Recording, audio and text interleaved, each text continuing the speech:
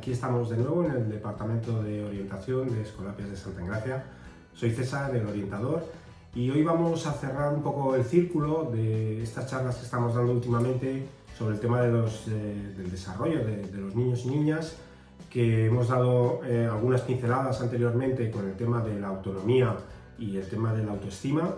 Y el tercer pilar, o la tercera A que decimos dentro del desarrollo, sería el tema del autocontrol. Vamos a hablar hoy sobre esto.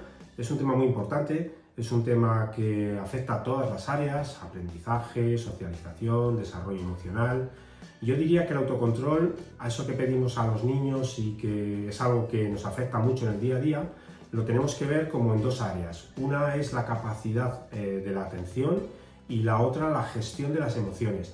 A esto segundo merece la pena que le dediquemos otro capítulo, y hoy vamos a hablar más del tema de la atención como lo que es una herramienta fundamental a desarrollar para el autocontrol. Fijaros que siempre hemos hablado que los niños pasan por diferentes etapas madurativas, al principio muy dependientes de nosotros, son lo que reciben de nosotros y el control lo ponemos nosotros. Luego hay una etapa muy de deseo, muy egocéntrica, en la cual fantasean mucho y son bastante en ese sentido impulsivos y reflexivos, y poco a poco el aprendizaje va haciendo mella en ellos y van generando más control. Pero si queremos desarrollar más este aspecto, tenemos que tener en cuenta que esa gestión de emociones de la que hablaremos es una gestión que llega mucho más tarde, y que antes hay que trabajar mucho la identificación de esas emociones y la atención. De eso vamos a hablar hoy. Hay, por ejemplo, algunas señales que podemos ver en las cuales el niño intenta ejercer ya ese control. Por ejemplo, es el lenguaje. Si os fijáis, el lenguaje aparece alrededor de los 2 añitos de edad, de una manera más o menos fluida o construida, y es un lenguaje social. Nos están diciendo continuamente cosas porque en el fondo están buscando que controlemos a través de esa comunicación lo que ellos piensan, lo que sienten. Por eso hay que dejarles hablar mucho. Luego hay una fase del lenguaje que es autodirigido, que se dice. De repente, a partir de los 4 años de edad, el niño empieza a lanzarse los mensajes a sí mismo en una voz medio alta, medio baja, y con eso está generando control en lo que hace. Pues esto va aquí, esto va allá, y después haré esto. Empieza a organizar el mundo con el lenguaje. Y finalmente, el lenguaje se vuelve interiorizado. A partir de los 6-7 años, el niño deja de expresar tan abiertamente y se va lanzando los mensajes de control a sí mismo. Esto nos da una idea un poco de cómo evoluciona el niño. Y también nos dice que el cerebro va cambiando, y tenemos que tener en cuenta que hay una edad muy buena, por esto que acabamos de decir, es un periodo sensible que se llama, que empieza a los 4 años de edad.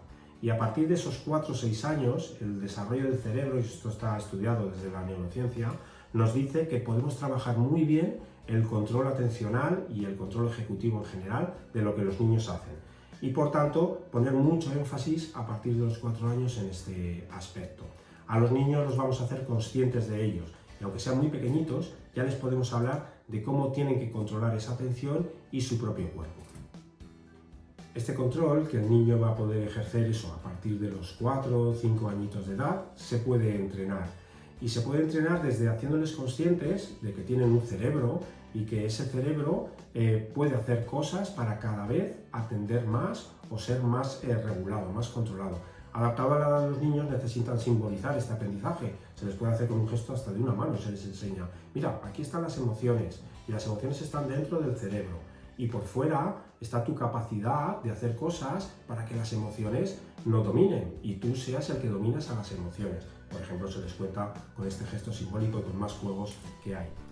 Mirad, os doy unas pocas pistas de cómo trabajar con los niños esa capacidad de autocontrol y de desarrollar su atención, que ya digo, va a afectar a todas las áreas de su desarrollo, tanto el aprendizaje como social, como cómo se sienten consigo mismos. Hablamos de 4 formas o de 4 funciones que hay en el cerebro de los niños que hay que trabajar. Una es el control inhibitorio, que se llama. ¿Qué es esto? Pues el control de los impulsos, porque los niños de normal son impulsivos. Desde juegos tradicionales que se hacen con ellos, el juego de las estatuas, del chocolate inglés, el Simón Dice, cosas en las cuales tienen que controlar sus movimientos y atender órdenes, a otros juegos que hay en el ordenador o en otras plataformas donde ellos tienen que inhibir respuestas que suelen dar o que son automáticas. Os pongo un ejemplo: el típico juego en el que te ponen unas palabras cuando ya saben leer, y las palabras están escritas Son palabras de colores, azul, rojo, amarillo, pero el color de la palabra no coincide con lo que ponen las letras. El impulso normal es decir lo que lees, y se les dice que lean el color que ahí pone, no lo que pone las letras. Juegos de este tipo hay muchos en las redes y podéis jugar con ellos a controlar esos impulsos tanto de movimiento como de respuesta. Y esto viene muy bien para el tema del autocontrol. Otra faceta muy importante en los niños, la memoria. Es un tema que se ha dejado un poquito apartado en los planes de educación y también en el día a día, porque tenemos mucha tecnología que sustituye nuestra capacidad memorística, pero la memoria también es una manera de sostenerte en lo que estás haciendo para luego utilizarlo. Desde cosas tradicionales o del día a día, las tareas del hogar, que el niño ayude, que tenga presente cosas, el tiempo que necesita esto para hacerse, qué cosas he hecho ya y qué cosas no, por ejemplo cocinando. Hay muchas ocasiones en las cuales el niño puede utilizar la memoria de manera natural.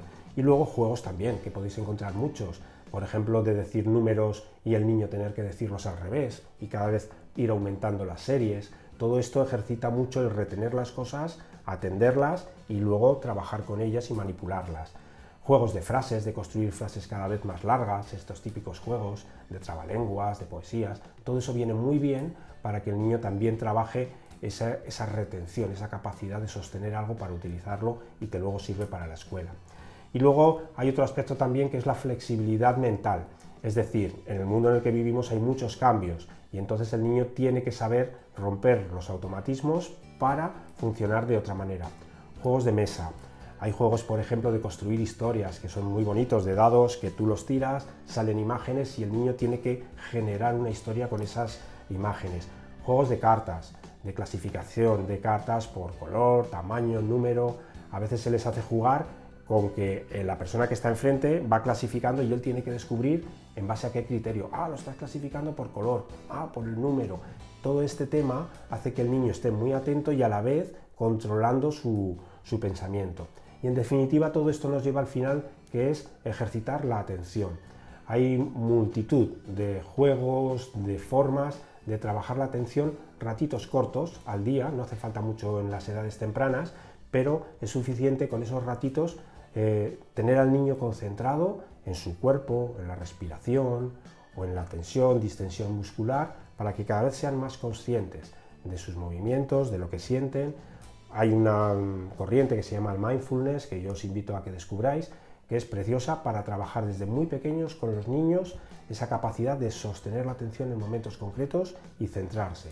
Es buenísimo el hacer este tipo de juegos y ejercicios desde edad temprana e ir influyendo en ellos en ese autocontrol que luego queremos desarrollar en años posteriores. Bueno, esto sería un poco el resumen de este apartado, que es muy amplio y muy interesante. Y en el siguiente capítulo hablaremos más del tema de la gestión de las emociones, que sería la segunda parte de este tema del autocontrol. Nada, espero que os haya gustado y nos vemos a la próxima. Un saludo.